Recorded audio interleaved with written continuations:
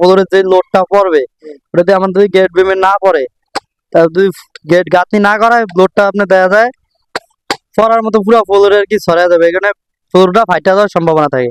যদি বিমের উপর আমাদের এই গাঁথনিটা না দেয়, তাহলে বিমে আমরা যদি শুধু বালু ফালা দিয়ে ভর করে কাজটা করি, তাহলে আমাদের ওই লোডটা বিমে পায় না। ঠিক আছে, দেখা যায় ফাইটা যাওয়ার সম্ভাবনা আছে বা যে কোনো ক্র্যাক করার সম্ভাবনা আছে। আর এখন যেভাবে দেওয়া হয়েছে আর কি ওইটা আর বিম একই, বিমেতে এই জন্য গাঁথনিটা করা হয়েছে লোডটা যাতে বিমের উপরে পড়া হয়। মানে ফ্লোরের লোডটা যাতে ভীমে পড়ে আর কি, এই জন্যই গাঁথনি করা হয়েছে। জি জি।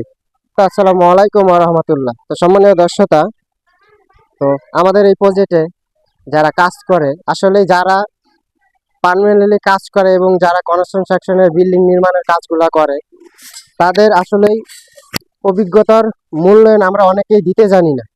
কারণ আমরা অনেক ইঞ্জিনিয়াররাই মনে করি যে ইঞ্জিনিয়াররাই সব কিছু বোঝে, যারা দীর্ঘ বছর ধরে কাজকাম করে তারা আসলে কিছু বোঝে না। কিন্তু আসলে এই ডিপার্টমেন্টে যারা কনস্ট্রাকশনের নির্মাণ কাজগুলো যারা করে অনেক বছর ধরে, তাদের বিভিন্ন ইঞ্জিনিয়ারের মাধ্যমে কাজ করতে করতে অনেক ধরনের একটি আইডিয়া হয় এবং কি অভিজ্ঞতা হয়, যা আমরা সাধারণত আমাদের দেশে যারা অভিজ্ঞ লোক আছে তাদেরকে আসলে সম্মান দিতে জানি না এবং কি তাদের কাছ থেকে এড়িয়ে যায়। তারা একটা কথা বললে অনেকেই আমরা এড়িয়ে যাই, তাদের যে কথার যে কাজটার এটার মূল্যায়ন দেই না। আমাদের দেশে এরকম ইঞ্জিনিয়াররাও আছে। তো যখন একটি ভবনের আপনারা কাজ করতে যাবেন, আপনার সাইডে যদি অভিজ্ঞ লোক থাকে দীর্ঘ বছর ধরে কাজ করে, তার কথার মূল্যায়ন অবশ্যই আপনার দিতে হবে, কারণ তারা প্র্যাকটিক্যালি কাজ করে আপনার শিক্ষা অর্জন করেছে।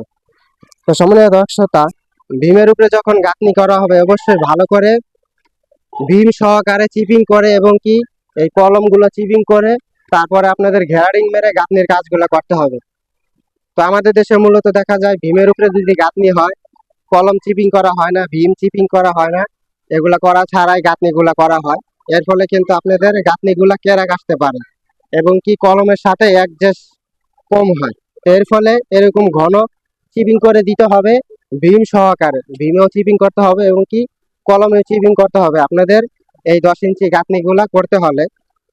তো এই 10 ইঞ্চি গাঁথনিগুলো বিভিন্ন কারণে যে করা হয় এটা না, গাঁথনিগুলোর করার মূল উদ্দেশ্য হচ্ছে কি আপনার ফ্লোরের যে লোডটা, আপনার নিচতলা ইউনিট হোক বা গ্যারেজ হোক, ফ্লোরের যে লোডটা, সেই লোডটা এই গাঁথনির মাধ্যমে ভীমে চলে যায়, এই ভীম থেকে আপনার কলমে লোডটা চলে যায়। এই কারণে মূলত আপনাদের ফ্লোরের এই গাঁথনিগুলো করা হয়। তো দেখা গেছে চারো সাইডে গাঁথনি দিয়ে যদি আপনারা মাঝখানে গাঁথনি না দিয়ে যদি ফ্লোরটা ঢালাই করেন, তাহলে আপনাদের ফ্লোরটা ক্যারাক ধরার সম্ভাবনা থাকবে, কারণ আপনাদের ভীমের লোডটা সঠিকভাবে পাবে না। আর এই গাঁথনি করে যদি আপনারা ফ্লোরটা ঢালাই দেন, তাহলে আপনাদের ভীমের উপরে লোডটা পড়তেছে আর ভীমের মাধ্যমে কলমে লোডটা চলে যাবে। এর ফলে আপনাদের ফ্লোর ঢালাই শক্তিশালী হবে এবং কি মজবুত হবে, ফ্লোর ডাবা থেকে রক্ষা হবে।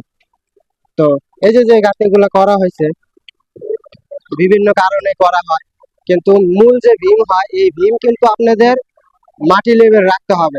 ফলন উঁচা করার জন্য হোক, সরিষ লাইন টানার জন্য হোক, আপনাদের এই গাঁথনি করে কিন্তু উঁচা করতে হবে।